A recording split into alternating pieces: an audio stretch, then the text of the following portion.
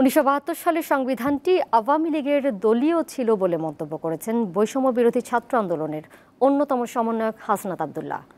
আরও বলেন, একটি দলীয় সংবিধানকে জাতীয় হিসেবে চাপিয়ে দিয়ে পরবর্তীকালে ফ্যাসিবাদের বীজ রোপণ করে দলটি। ঢাকা বিশ্ববিদ্যালয়ের টিএসসিতে দুপুরে সংবাদ সম্মেলনে এসব মন্তব্য করেন তিনি। বৈষম্য বিরোধী আন্দোলনের পক্ষ থেকে এ সময় বৃহস্পতিবার শহীদ মার্চ কর্মসূচি পালনের ঘোষণা দেওয়া হয়।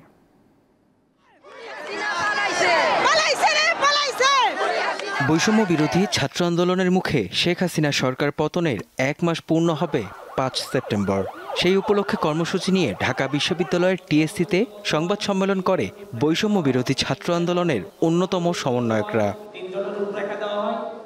এ সময় ঘোষণা করা হয় শহীদ মার্চ নামে কর্মসূচির। বৃহস্পতিবার বেলা 3টায় যা শুরু হবে ঢাকা বিশ্ববিদ্যালয়ের রাজু ভাস্কর্যের সামনে থেকে।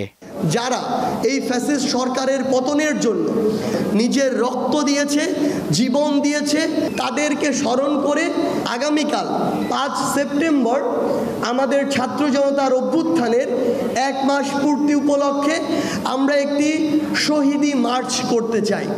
বিগত 16 বছরে শেখ হাসিনা সরকার দেশের সব খাতকে ধ্বংস করে দিয়েছে উল্লেখ করে তা মেরামতে অন্তর্বর্তী সরকারকে সময় দিতে হবে বলেও জানান তিনি। এই মানুষগুলোকে আবার রেকটিফাই করে তাদের অভ্যাসগত আচারগত পরিবর্তন করে যখন সামগ্রিকভাবে আপনি একটি সিস্টেমের পরিবর্তন ঘটাতে যাবেন, তখন 16 বছর না লাগলেও তার অর্ধেক কিংবা তার 4 ভাগের 1 ভাগ সময় আপনার অবশ্যই লাগবে।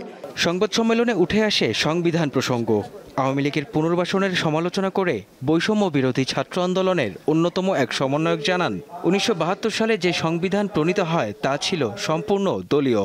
72-এর যে সংবিধানটা প্রণীত হয়েছিল, এই সংবিধানটা কিন্তু একটা জাতীয় সংবিধানের জায়গায় সেটা হয়ে গিয়েছিল কি আওয়ামী লীগের সংবিধান। একটা দলের সংবিধানকে যখন একটা দেশের সংবিধান হিসেবে চাপিয়ে দিতে চায়, সেই জায়গাতে হচ্ছে ফ্যাসিবাদের প্রথম বীজটা বপন করে দেওয়া হয়। গণ অভ্যুত্থানে কিভাবে ছাত্রদের হত্যা করা হয়েছে তার ডকুমেন্টেশন তৈরি করতে গণমাধ্যমের প্রতি অনুরোধ জানান সমন্বয়করা। তাদেরকে রাজনীতিতে পুনর্বাসন যে চিন্তাটি করছে, সেই চিন্তাটি তাদের বুমেরাং হবে। মেহেদী হাসান, দীপ্ত সংবাদ, ঢাকা।